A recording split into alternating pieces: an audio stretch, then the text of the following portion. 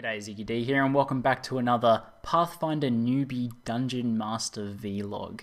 Last night, me and Amy, whose character is Elsbeth, had our third session, and I thought, since she was planning to leave the island of Kilika, having gotten most of what she felt like she could get out of it, she has a few vials of Ifrit fire from the Temple of Ifrit, and from the Moonsong forge, she had crafted herself a glowing elven ring.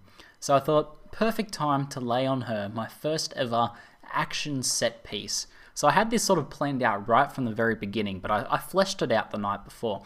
And this is the first time I've ever done this sort of set piece, which is basically like, you know, a large battle or something epic. Like if you think in terms of movies, a set piece would be like, you know, Neo fighting Agent Smith in The Matrix. It's this big action sequence, you know, it's meant to be exciting, impressive, progress the plot as well in a big sort of leap. So the idea behind my set piece was to introduce a major world protagonist, which is the entity Sin, which she doesn't know much about except for that it had destroyed the previous civilization on the world over 500 years ago. And again, if you guys missed the very first episode or haven't read my descriptions, I'm basing my world basically loosely on the world of Final Fantasy X of Spira. So the idea was to introduce this entity to her by having it basically attack the port village of Kilika. So I had her wake up in the inn, and most of the town, even the local villagers, were hiding in the inn basically when she awoke. Everyone was being really quiet and was kind of scared. She eventually stepped outside after sort of talking to some people and sort of figuring out what going. People were sort of whispering that Sin is coming, something like that, kind of make it eerie. She looked outside out of a window first before leaving and saw that the sky was dark as if it was the middle of a storm, but that there was no clouds or no rain, and there was sort of only a very gentle wind.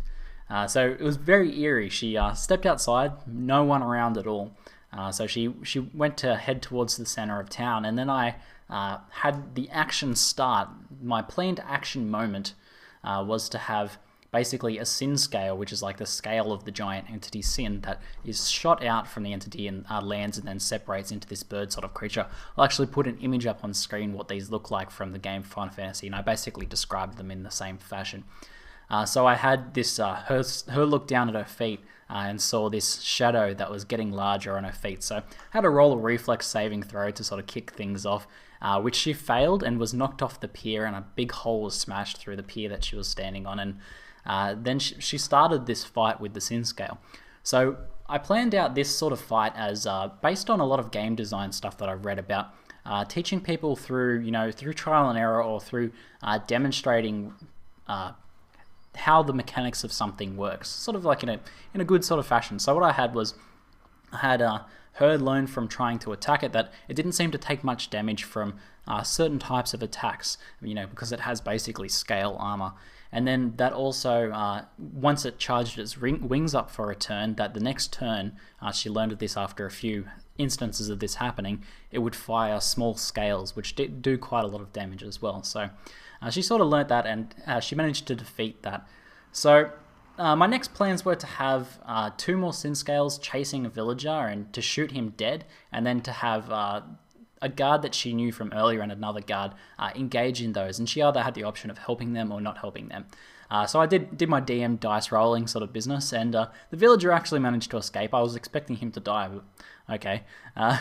And the guard stepped in and started fighting. So something that I didn't calculate, didn't think about beforehand when I was designing this encounter, because I had in my mind that this encounter would, in addition to being eerie and frightening and plot advancing, that it would also be quite difficult.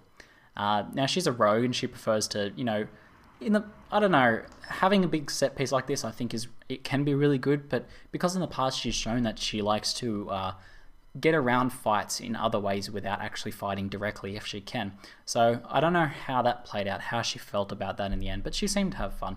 But anyway, something that I forgot to calculate was the fact that you know, rogues have very good sneak attacks, and since I had the Sin scales engaging the guards, and that was my plan, she would be able to get sneak attacks off on them. And she actually killed pretty much all 3 of the first Sin scales that I planned out very, very quickly. So during the fight with the guards, when there was still 1 Sin scale left, I had sort of planned it to come in while she was still fighting them, but since she killed them too quickly, I sort of had to speed things up a little bit.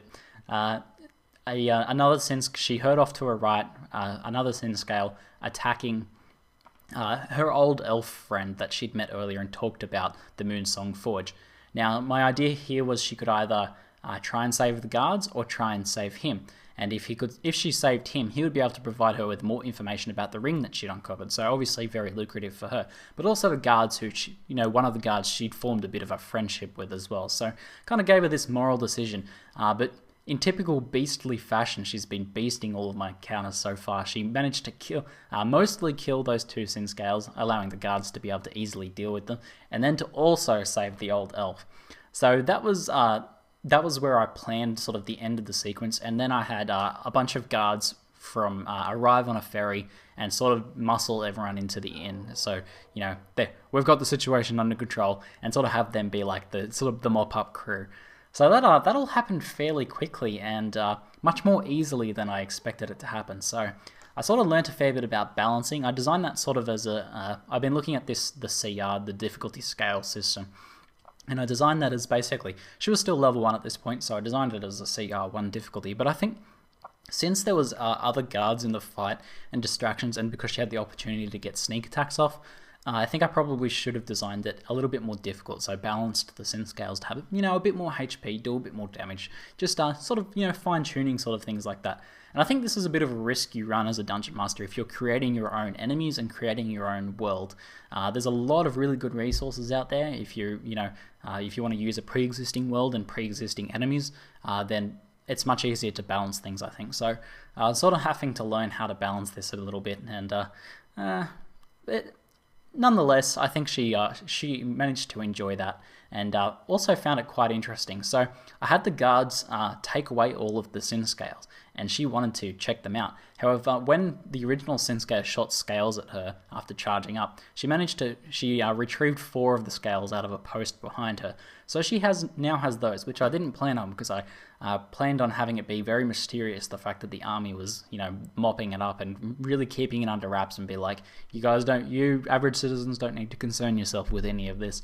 Have it be very suspicious. But she now has these scales, so I'm going to have to plan out something interesting that can happen with those, maybe tie them into some sort of plot thing, or maybe she can ask someone about them. So that's an interesting thing I have to deal with. Now that the set piece is sort of over, and she has this, she's still done with the island. She's still planning on taking the ferry over to the mainland and that. But she now, hopefully, I'm thinking in her mind, has solidified this idea that, maybe also ask some questions. Solidify the idea of this antagonist in the world, this sin entity. But also got her asking a few questions, because the main church body of the world claims that sin is a punishment for human greed and for creating machines and things like that. However, there is no machines or greed in Killiker. It's just an innocent little village port. So that hopefully that's provoking the question in her mind as to maybe the church has other motives, and maybe that'll tie into some interesting plot points in the future. But nonetheless, I learned quite a bit from my first ever set piece moment like this, and designing my first ever set piece. My plans for the next 2 sessions are to have her enter this new town, explore it, and meet the personalities there, and maybe even have potentially meet up with an NPC that can join her party. So that'd be interesting. I'm not going to let her watch this video because it has some spoilers in it, but we'll see how she goes with that. And also have a few little interesting side quests in the town that have arisen from the previous quest in the previous town. So this super spoiler mode here, the 3 humans that she took out and gave over to the humans in the last session, I've created this other little story that over on the mainland, there's this sort of wealthy guy who's kind of shifty, and he's been employing these people to rob these pilgrims, and then to send the stuff back over to the mainland, which he can resell onto other pilgrims. So a very slimy sort of man, and I'm going to have him invite her to his mansion, and hopefully some shenanigans arise out of that. And yeah, it should be pretty interesting anyway. As always, if you guys have any tips for dungeon mastering for me, or if maybe some suggestions about what I can weave into the storyline, or any other interesting encounters she could have, let me know about them. I appreciate any sort of the information you guys have been sharing with me so far.